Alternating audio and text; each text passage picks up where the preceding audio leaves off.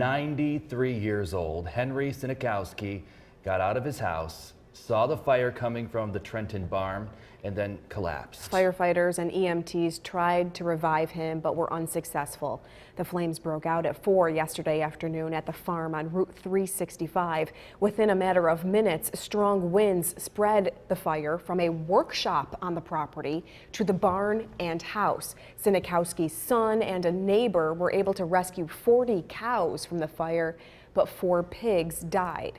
The 93-year-old homeowner was on oxygen, and it wasn't long before firefighters on scene were faced with a new and dangerous situation.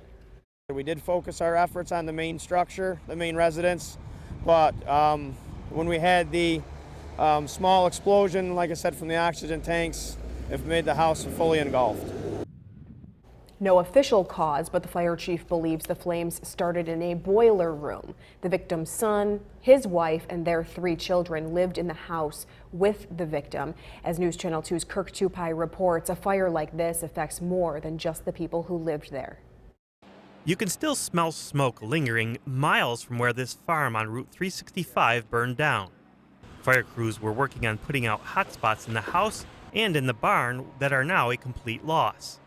Neighbors and community members stopped by to drop off food, donations, and share in the family's grief.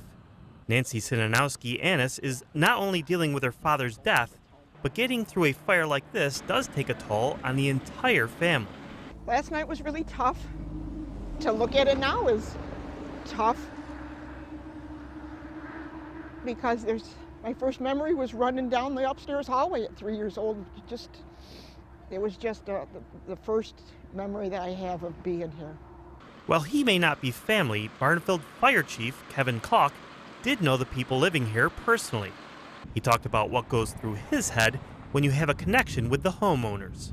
It makes it difficult. I mean, your emotions sometimes can get better with you, get the best of you, especially when you know them, you've known them for a long time. It makes things difficult, but you got to do the best you can, keep your head on straight, and just do what you got to do. We'll sit down and talk about it later. The firefighters aren't the only ones talking about it. In a small community like this, losing a farm to fire is the talk of the town. It's a very close tight community, you know. I mean, it's not as close as it used to be, but there's people that are still pretty close here, yeah. And they'll do what they can to help.